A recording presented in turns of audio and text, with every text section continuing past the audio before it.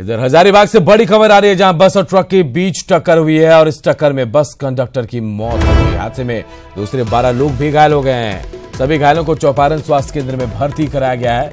चौपारण के धनुवाघा घाटी में ये हादसा हुआ है। तो हजारीबाग से बड़ी खबर, तस्वीरें भी देखिए आप। बस और ट्रक के बीच जोरदार टक्कर हुई है और इस हादसे में बस कंडक्टर की मौत की खबर भी आ रही है। हालांकि हादसे में 12 दूसरे लोग भी हैं जो घायल हुए हैं। सभी घायलों को चौपारण के स्वास्थ्य केंद्र में भर्ती कराया गया है। चौपारण के धनुआ घाटी की यह घटना है।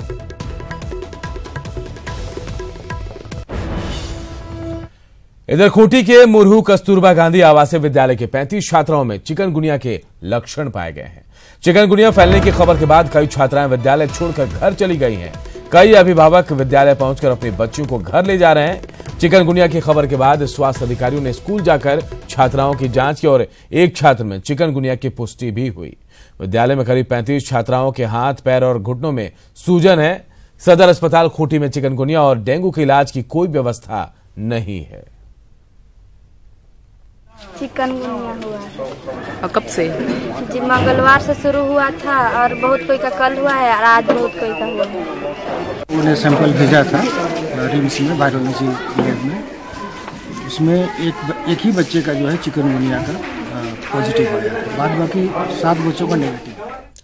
ऐसे रांची में मुख्यमंत्री रघुवर दास बीजेपी कार्यालय पहुंचे। यहां पर सीएम, संगठन महामंत्री और पार्टी के दूसरे पदाधिकारियों के साथ चुनाव से जुड़े विभिन्न विषयों पर चर्चा कर रहे हैं।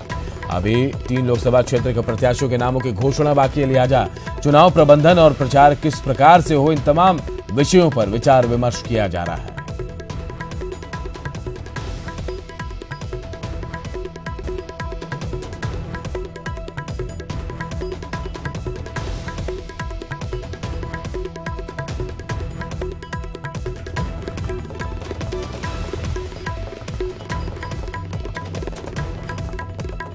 और राजेश हमारे सहयोगी हमारे साथ सीधे जुड़े हैं। राजेश, क्या कुछ चल रहा है बैठक में, किस मुद्दे पर बातचीत हो रही है? चुनाव के अलावा 3 सीट भी बची है अभी, जिस पर घोषणा बाकी है। देखिए, मुख्यमंत्री रघुवर दास कल 2 दिन के अपना दौरा पूरा करके रांची लौटे। संथाल परगना में उन्होंने विधानसभा वार समीक्षा की है, क्योंकि वहां प्रत्याशी की घोषणा ऑलरेडी हो चुकी है। वहां पर अब चुनाव प्रबंधन हो, चुनाव प्रचार किस प्रकार से हो, इन तमाम चीजों पर चर्चा हुई है और उन्होंने उम्मीद जताई है कि संथाल परगना की सभी सीटों पर भारतीय जनता पार्टी के प्रत्याशी जीतेंगे। इसके अलावा जो 3 लोकसभा क्षेत्र हैं जो जिनके प्रत्याशी के नाम की घोषणा अभी बाकी है, उस पर विशेष मंथन नहीं हो सकता, क्योंकि ये केंद्रीय चुनाव समिति का मामला है और जो नाम यहाँ से प्रदेश स्तर से गए हैं उन पर चर्चा तो हुई है और भी हो रही है। लेकिन मैं बता दूं कि रांची लोकसभा क्षेत्र से शायद कोई बड़ा चेहरा उतारने की कोशिश हो सकती है। वैसे जो नाम अभी चल रहे हैं तो संजय सेठ का नाम सबसे आगे है, उसके बाद आदित्य साहू का भी नाम शुमार में है। ऐसे में देखें तो बड़ा दिलचस्प है। और लेकिन पार्टी कार्यकर्ताओं की बात करें तो उनमें जरूर निराशा देखी जा रही है कि अभी तक प्रत्याशी के नाम की घोषणा नहीं हुई, जबकि झारखंड में जो चुनाव के फेजेज हैं वो 2 अप्रैल से शुरू हो रहे हैं। चतरा, लोहरदगा और पलामू के लिए नामांकन की प्रक्रिया 2 अप्रैल से शुरू होगी। अभी मुख्यमंत्री इसी प्रदेश कार्यालय के ऊपरी तल्ले पर है और संगठन महामंत्री धर्मपाल सिंह और प्रदेश के कुछ पदाधिकारियों के साथ बैठक कर रहे हैं। चुनाव में कई बातें होती है, कैसे चुनाव प्रचार किया जाए, चुनाव का प्रबंधन कैसे हो, लोग जो बड़े बड़े नेता आएंगे, स्टार प्रचारक आएंगे, तो उनका आवासन से लेके उनके उड़ान और उनके कार्यक्रम कहाँ कहाँ चुनावी सभाएं की जानी है, इन तमाम चीजों पर चर्चा हो रही है।